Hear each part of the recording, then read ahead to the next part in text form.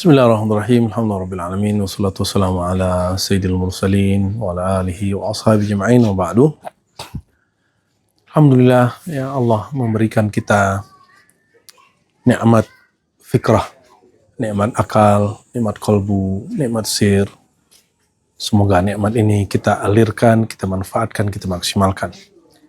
Maka dengan ini nuqaddimu syukra ilallah, kita bersyukur kehadirat Allah dengan semua nikmat renungan-renungan yang sangat lezat sekali ya. Dengan nikmat kecintaan kepada Rasulullah yang sangat luar biasa. Maka pada waktu ini kita akan membahas tentang salah satu bab munjiat yang membuat seseorang sukses, bahagia dunia akhirat oleh Imam Ghazali, yaitu at-tafakkur ya. Seandainya umat Islam memaksimalkan ini, maka akan muncul banyak pemikir, orang-orang yang ilmiah, orang-orang penemu-penemu teknologi, dan lain sebagainya di kalangan umat Islam yang tidak terbatas hanya pada bangsa Arab tentunya. Dalam bab Tasi' wa Thalathun, di bab yang ke-39, Imam Al-Ghazali menulis kitab At-Tafakkur, dan beliau mengatakan tafakkur itu salah satu ibadah yang utama dan lebih afdal daripada beribadah secara zahir badan ya, sanah wahidah ya, 1 tahun penuh. Wal hathu ala tafakkur wa tadabbur wa nazar wal i'tibar ma'lum min al ayat, dan dalil bertafakkur sangatlah banyak dari Quran dan sunnah ya. Dan di Quran misalnya ada kalimat wa tafakkaruna fi khalqis samawati wal ard. Tapi perhatikan, ada di Quran tadabbur, ada tafakkur. Jangan tertukar tadabbur pada makhluk, tafakkur pada tadabbur pada ayat, tafakkur pada makhluk. Tadabbur pada khalik, tafakkur pada makhluk. Apabila terbalik, nanti orang mentafakuri khalik dan itu berbahaya, lalu mentadabburi makhluk dan itu akhirnya menjadi halusinasi dan berkhayal. Maka yang tepat adalah jika berhadap kepada Allah, maka bertadaburlah melalui kalamnya, sifat-sifatnya. Apa arti tadabbur?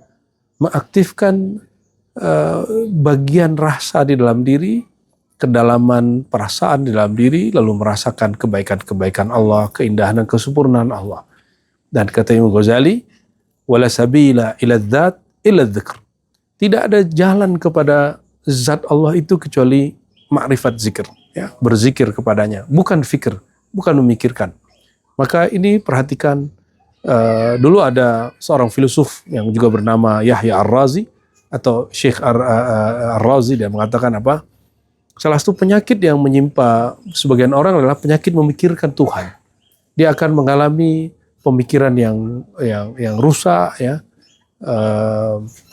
ketajaman berpikir yang tidak pernah fokus dan lain sebagainya. Nah, hati-hati dengan hal ini, jangan pernah salah memilih jalan dan metode ini. Kepada Allah kita bertadabbur melalui kalamnya, sifat-sifatnya, asma'nya, sedangkan kepada selain Allah kita bertafakkur ya. Afala yatafakkaruna fi khalqis samawati wal ard. Ini yang dipesankan oleh Imam Ghazali. Oleh karenanya hampir semua ilmu selain ilmu hadis, Imam Ghazali mumpuni dalamnya. Tapi meskipun beliau tidak mumpuni dalam hadis, ada hampir 5.000 hadis yang beliau sebutkan di dalam kitab Ihya, yang itu juga dilakukan oleh ahli hadis yang standar seperti Ibnu Majah, Abu Daud, yang menukil hadis sekitar 4.000 hadis di kitab induk mereka. Saudara sahabat verti kurma yang makan Allah, satu kali ya, ada orang bertanya kepada Auza'i, ya, ma ghayatut tafakkur fihinna? Apakah puncak dari tafakkur kepada alam? Ya, lalu beliau menjawab ya, dengan jawaban yang luar biasa, yaqra'uhunna wa yaqiluhunna. Membaca ayat-ayat lalu merenungi objek yang disebutkan dalam ayat. Ini yang dikatakan oleh Imam Al-Auza'i ketika beliau ditanya mengenai apa itu puncak dari tafakkur. Imam Junaid yang wafat tahun 297 Hijriah yang disebut Sayyid Ta'ifah, beliau menyebutkan bahwa perkumpulan, majelis, tarekat, ya, tempat diskusi, apapun di muka bumi ini, yang paling mulia adalah al-julus, ya, atau al-majlis fihi tafakkur. Tempat yang di situ ada tafakkur, ya, maidan tauhid, ya. Orang yang tafakkur pada medan tauhid, wa tanassum binasibil ma'rifah, yang dia masuk ke relung-relung ma'rifat, wa syurbu bika'sil mahabba min bahril widat, ya, wa nazar bihusni dhanni billah, ya. Golnya nanti dia mengagumi alam, bukan alamnya, tapi dia mengagumi pencipta alam ini, yang mengkreasikan alam ini. Apabila kita lihat lukisan, kita kagum ke lukisan untuk awal pertama, tapi mengagumi sang pelukis itu lebih luar biasa. Alam ini lukisan Allah, mengagumi alam itu awal dari mengagumi Allah SWT. Inilah ghayatut tafakkur, yaitu hadirnya, ya, Allah SWT dalam zihin kita, ya. Summa qala ya laha min majalis ma ajalluha wa min syarabin ma aladzuhu tuba liman razaqahu. Lalu beliau mengungkapkan satu kalimat, ya, sungguh luar biasa, ya, tiadalah majelis yang lebih mulia, tiadalah tempat nongkrong minum yang lebih dahsyat melebihi majelis yang di dalamnya ada tafakkur kepada Allah Subhanahu wa taala. Maka Imam Ghazali kemudian merumuskan hakikatut tafakkur. Hakikat tafakkur itu sederhana saja. Beliau mengatakan ihdar ma'rifatain, menghadirkan dua hal, ya, dalam kalbu, ya, untuk mendapatkan yang ketiga. Apa itu? Nah, sebagai contoh kata beliau, ayya'rif annal akhirah khairu abqa. Dia harus tahu bahwa akhirat itu lebih kekal, ya. Wa makana khairu abqa kana bil ikhtiyar ahra. Sesuatu yang lebih long time, lebih lama, maka usaha untuk mencapainya juga lebih kuat.